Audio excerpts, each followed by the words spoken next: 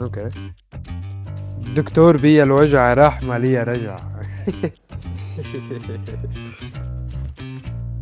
دكتور من حقه حقيقة هلا قميص للدكاترة وتبع دقات القلب عم بيعاملوني معاملة الدكاترة، يبرني ربكم. مريم بتقول بحبه وكل شي فيه عسل لكن مشكلته قصير، عجزت اتقبله يا عبود. ايش الحل؟ معناتها ما بتحبيه، اكيد ما بتحبيه، ومعناتها مش كل شي فيه عسل بالنسبة لإلك. وقصير انا ما بشوفها هي مشكلة، بشوف انه معاييرك الخاطئة، لانه معايير الانسان بالاشخاص اللي بيحبون لازم تكون عقله وقلبه ومشاعره وكيف يعبر، مش اذا كان هو طويل او قصير. فبدنا نراجع نحن معاييرنا للرجل اللي بنحبه يا مريم.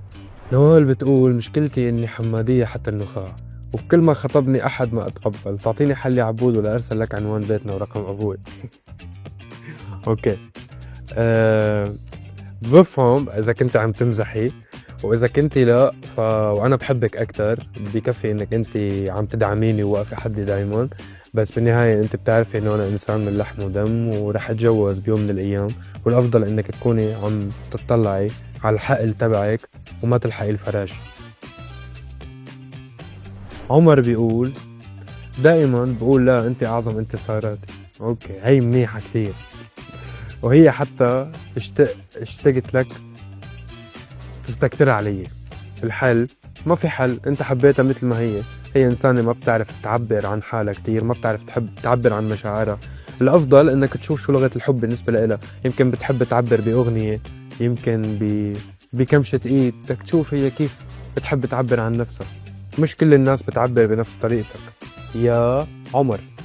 حمد يقول دائما كنت لمح لها بحبي، ولما صارحتها قالت لي انت مثل اخوي، عم تستفزك، بتحبك، اكيد بتحبك، وما تخليها تستفزك، امشي معها بالمسرحيه والا انت كمان مثل اختي وبيوم من الايام حتعترف لك.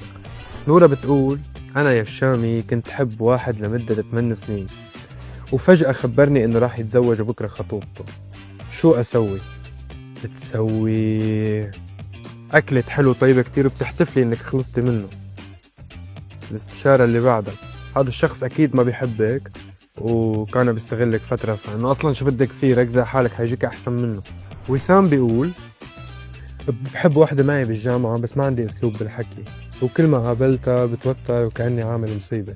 خلص يعني بفقد الامل؟ ابدا، بتروح لعندها بتقلها انا بحبك وانت معي بالجامعة بس انا ما عندي اسلوب بالحكي، وكل ما بقابلك بتوتر وكأني عامل مصيبة. خلص يعني افقد الامل؟ ما تسألني هذا السؤال، اسألها هذا السؤال لها وصدقني رح تحبك.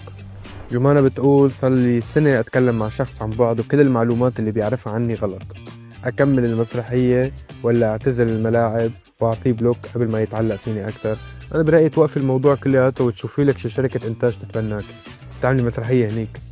اللي بعدها ليلى تقول أحب ولد جيراننا من وإحنا صغار، ولكن هو فجأة قرر يتزوج واحدة تانية، أفكر أتزوج أبوه عشان أنتقم، شو تنصحني يا دكتور؟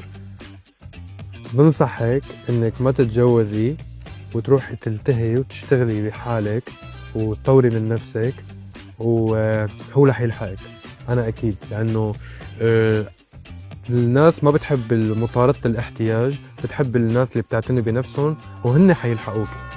شو رأيكم يا جماعة؟ بينفع أكون مستشار علاقات ودكتور هيك ولا بلالي هالقصة وخليني عم غني؟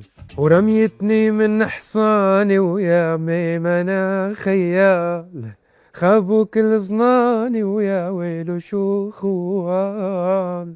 دكتور بيا الوجع راح مالي يا رجع، والنور بينطفى